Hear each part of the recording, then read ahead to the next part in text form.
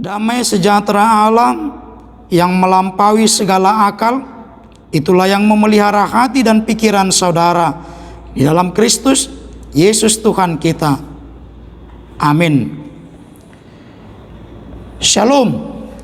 Saudara-saudara yang dikasihi Tuhan kita Yesus Kristus, firman Tuhan yang akan menyapa kita pada hari Minggu ini, di minggu ke-22 setelah Trinitatis, 8 November tahun 2020, tertulis dalam surat Paulus yang pertama kepada Timotius pasal yang kedua, diawali ayat pertama hingga ayat yang ke-7. 1 Timotius 2 ayat 1 hingga ayat 7. Saya akan baca untuk kita. Demikian firman Tuhan. Pertama-tama aku menasihatkan, naikkanlah permohonan, doa syafaat dan ucapan syukur untuk semua orang, untuk raja-raja dan untuk semua pembesar, agar kita dapat hidup tenang dan tentram dalam segala kesalehan dan kehormatan. Itulah yang baik dan yang berkenan kepada Allah, Juru Selamat kita, yang menghendaki supaya semua orang diselamatkan dan memperoleh pengetahuan akan kebenaran. Karena Allah itu Esa, dan Esa pula Dia yang menjadi pengantara antara Allah dan manusia, yaitu manusia Kristus Yesus, yang telah menyerahkan dirinya sebagai tebusan bagi semua manusia. Itu kesaksian pada waktu yang ditentukan. Untuk kesaksian itulah aku telah ditetapkan sebagai pemberita dan rasul. Yang kukatakan ini benar, aku tidak berdusta, dan sebagai pengajar orang-orang bukan Yahudi dalam iman dan kebenaran. Demikian pembacaan firman Tuhan. Saudara-saudara yang dikasihi Tuhan kita Yesus Kristus, ketika kita melakukan segala aktivitas kita dalam keseharian, tentu perlu diawali dan diakhiri dengan doa. Sebab dengan doa kita meyakini apapun yang hendak kita lakukan, kita memohonkan pertolongan Tuhan menyertai kita dan memampukan kita untuk melakukan segala aktivitas kita.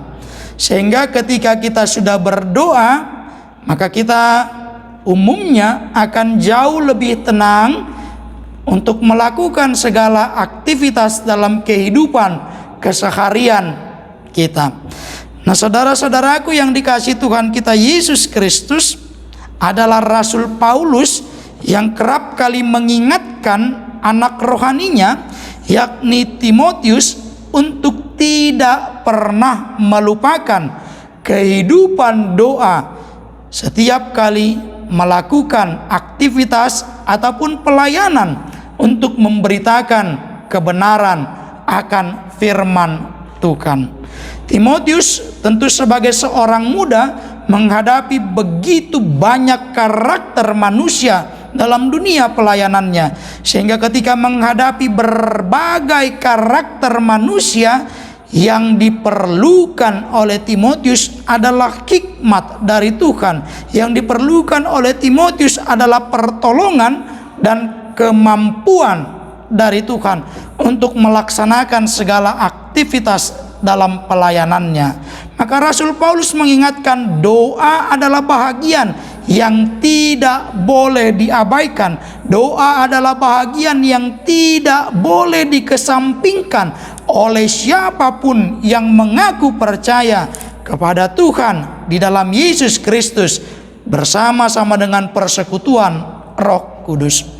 Saudaraku yang dikasihi Tuhan kita Yesus Kristus, maka dalam situasi kehidupan kita bahkan sampai saat ini, doa tetap aktual dalam kehidupan kita. Sebab tanpa doa kita menyadari kita memiliki keterbatasan. Sebab tanpa doa kita menyadari kita memiliki kelemahan. Sebab tanpa doa kita menyadari bahwa kita tidak bisa melakukan apapun yang baik tanpa pertolongan dan penyertaan Tuhan. Bahkan termasuk dalam menjalani kehidupan kita di masa-masa saat ini. Betul, pemerintah sudah mencanangkan bahwa di akhir atau di penghujung tahun 2020 vaksinasi untuk pandemi COVID-19 akan mulai dilakukan, bahkan akan terus berkelanjutan hingga di awal tahun yang akan datang. Tapi kita percaya tanpa doa, tanpa meminta perkenanan pertolongan Tuhan, maka semua tidak akan mungkin berhasil kita lalui, maka semua tidak akan mungkin bisa kita lewati dengan baik. Firman Tuhan mau mengingatkan kita bahwa doa bukan hanya tempelan, bahwa doa bukan hanya atribut, bahwa doa bukan hanya hiasan semata dalam kehidupan orang percaya, tapi doa ini merupakan peran penting dalam setiap aktivitas kehidupan kita sehari-hari. Sebab di dalam doa kita memohonkan apapun yang baik, apapun yang berkenan di hadapan Tuhan.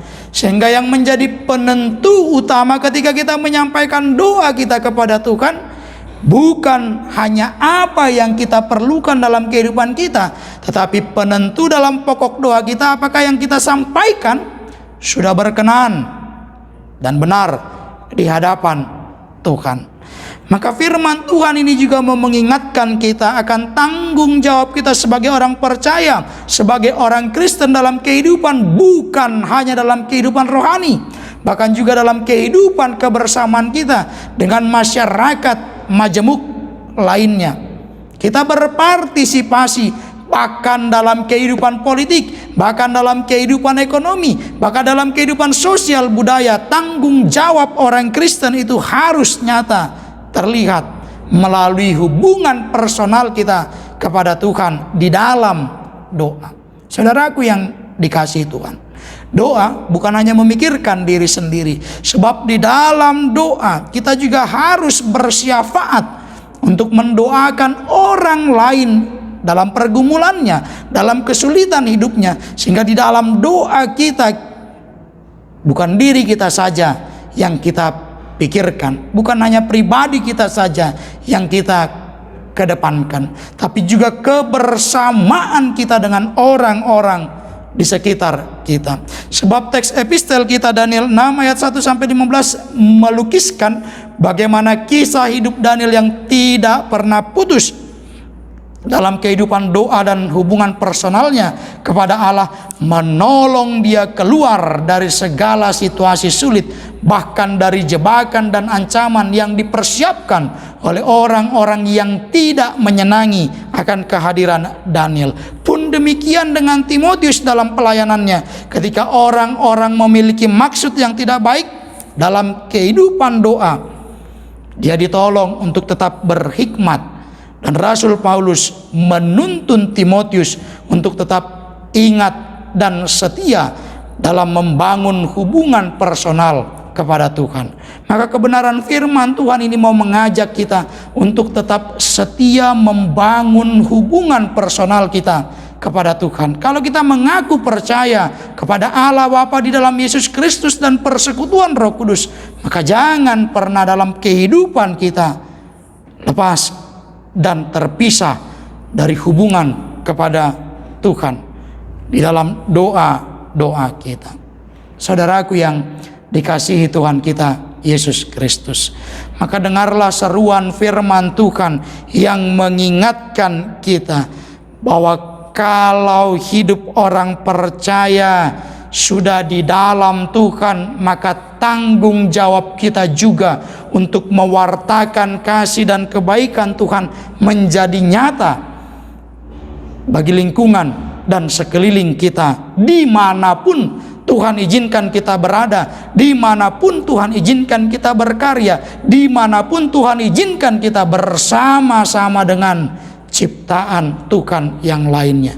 Kita turut serta ambil bahagian dalam tanggung jawab yang besar sebagai orang Kristen, membawa kebaikan, membawa dampak yang positif.